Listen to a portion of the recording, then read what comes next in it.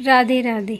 सनातन धर्म में ज्येष्ठ मास की पूर्णिमा का विशेष महत्व है। इस दिन लोग श्री सत्यनारायण व्रत रखते हैं, गंगा जी में स्नान भी करते हैं। कहा जाता है कि इस दिन गंगा जी में स्नान करने से सभी कष्टों से छुटकारा मिलता है।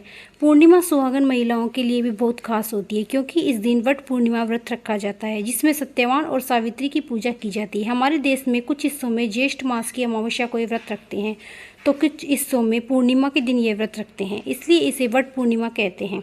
इस दिन बरगद के पेड़ की पूजा का विधान है। साल 2025 में ज्येष्ठ मास की पूर्णिमा तिथि 2 दिन रहने वाली है। ऐसे में प्रश्न उठता है कि स्नान दान किस दिन करना चाहिए? क्या दोनों दिन व्रत कर सकते हैं या दोनों दिन स्नान दान कर सकते हैं? साथ ही साथ इस बार पूर्णिमा तिथि पर भद्रा भी रहेगी, तो चलिए जानते हैं तिथि कब से कब तक रहेगी और व्रत कब रखा जाएगा और चंद्रोदय समय शुभ मुहूर्त कब से कब तक रहेंगे। इस बार ज्येष्ठ मास की पूर्णिमा तिथि प्रारंभ होगी 10 जून मंगलवार सुबह 11:36 से।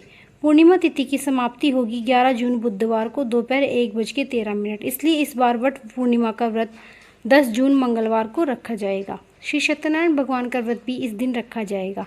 इसके अलावा 11 जून बुधवार को भी पूर्णिमा तिथि रहेगी, जिस दिन देव स्नान पूर्णिमा है, क्योंकि पूर्णिमा तिथि पर ब्रह्म मुहूर्त में नदियों में स्नान किया जाता है। मान्यता है कि ब्रह्म मुहूर्त के समय पवित्र नदियों में के जल में देवी देवता स्नान करते हैं, इसलिए पूर्णिमा का स्नान बुधवार को ही किया जाएगा। 10 जून मंगलवार को वट पूर्णिमा व्रत रखा जाएगा। वट सावित्री व्रत में जब तक पूजा नहीं की जाती, केवल तब तक ही निर्जला व्रत रखते हैं। उसके बाद अन्न जल या फलाहार ग्रहण कर लेते हैं। अभिजीत मुहूर्त रहेगा सुबह 11:49 से लेकर दोपहर 12:53 तक। इस बार सर्वार्थ सिद्धि योग भी पूर्णिमा को व्रत रहेगा। सिद्धि योग दोपहर 1:45 होगा। कुछ लोग जो गलती से 10 जून मंगलवार को पूर्णिमा का व्रत ना रख पाए हों, तो जानकारी के अभाव में आप व्रत नहीं रख पाए हों, या अगर आपने 11 जून बुधवार को व्रत रखा है, तो ध्यान रखिए कि शाम के समय चंद्रमा के दर्शन करते समय पूर्णिमा तिथि इस दिन विद्यमान नहीं रहेगी।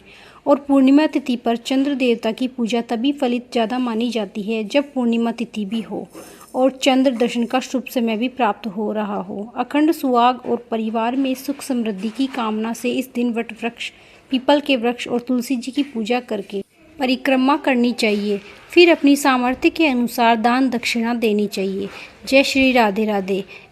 अगर आपको यह जानकारी अच्छी लगी हो तो चैनल को लाइक सब्सक्राइब जरूर लिखें, और सत्यनारायण व्रत कथा आप हमारी इसी चैनल पर सुन सकते हैं।